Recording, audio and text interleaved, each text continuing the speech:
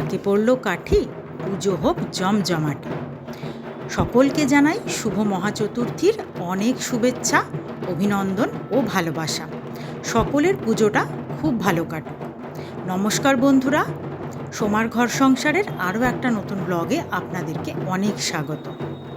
তো আজ মহাচতুর্থীর দিন আমার পাড়ার পুজো বারোপল্লী সার্বজনীন দুর্গোৎসবের ৪২তম বর্ষে আমরা পা রেখেছি। আর এই আজকের দিনে আমাদের একটা বর্ণাঢ্য শোভাযাত্রার মাধ্যমে আমাদের পুজোটার কিন্তু সূচনা হয়ে গেল। তো আমরা সকাল সকাল পাড়ার সকল সদস্যা সবাই কিন্তু রেডি হয়ে গেছি বেরোবো বলে শোভাযাত্রায়। এই পুজোতে কিন্তু আমরা সকলে খুব আনন্দ করি একসাথে।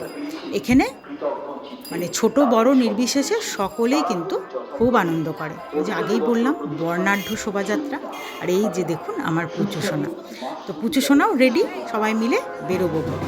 তো চলুন বেরোনো যাক। এই যে আমরা রওনা দিলাম। আমাদের বারোপল্লীর পুজোটা হচ্ছে নতুন বাজার বটতলা, তো বটতলা থেকেই আমাদের শোভাযাত্রাটা শুরু হলো।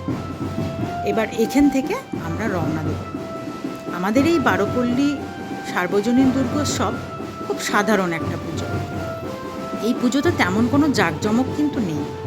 খুব অল্প আলোকসজ্জা, খুব অল্প সাজগোজ, কিন্তু আমাদের পুজোতে যেটা আছে সেটা হলো খুব আন্তরিক ভালোবাসা একে অপরের মধ্যে, আর খুব নিয়ম মাফিক, মানে একদম বাড়ির পুজোগুলো ঠিক যেমন নিয়মভাবে হয় ঠিক সেইভাবে নিয়ম করে আমাদের দুর্গোৎসবটা পালন করা হয়।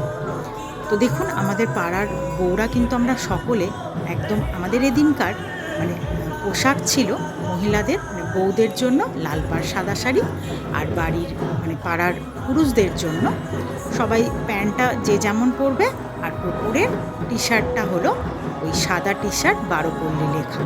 তো সেই পরেই কিন্তু আমরা সকাল সকাল সকলে সাজগোজ করে রেডি হয়ে বেরিয়ে পড়েছি সার্বজনীন দুর্গোৎসবের সূচনায় এই শোভাযাত্রার মাধ্যমে।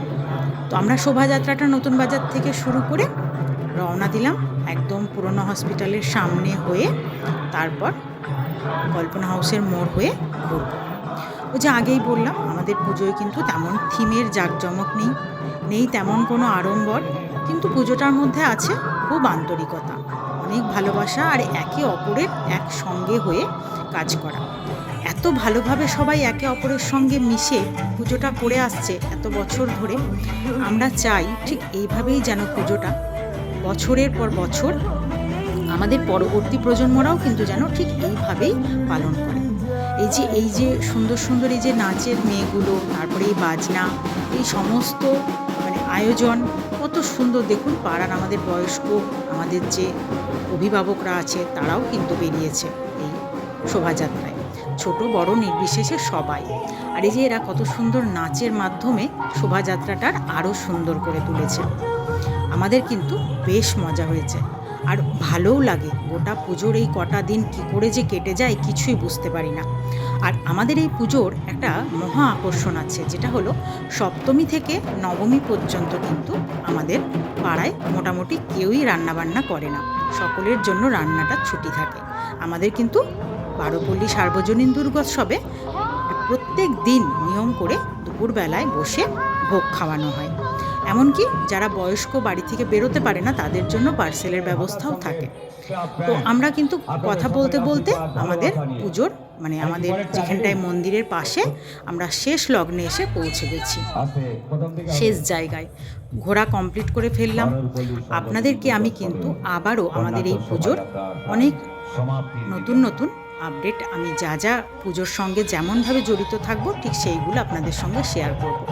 আর এই যে এখানে এসে যখন পৌঁছে গেছি পুজোর মানে আমাদের মণ্ডপের পাশে, তখন পাড়ার মহিলাদের নিয়ে একটা ছোট্ট করে নাচ গান করে কিন্তু আমাদের এই পদযাত্রাটা শেষ করা হচ্ছে। তো এই শোভাযাত্রাটা আমরা এখানেই শেষ করব। খুব আনন্দ করে কিন্তু আমরা এই দিন ঘুরলাম, ভালো লাগলো। আর একে অপরের সঙ্গে দেখা হওয়া, কথা বলা এই পুজোর মাধ্যমেই কিন্তু সেটা সম্ভব হয়। না হলে তো এখন এই ব্যস্তময় জীবনে যে যার মতন নিজের মতন থাকে, কিন্তু এইভাবেই যেন আমরা সকলে একে অপরের পাশে থাকতে পারি।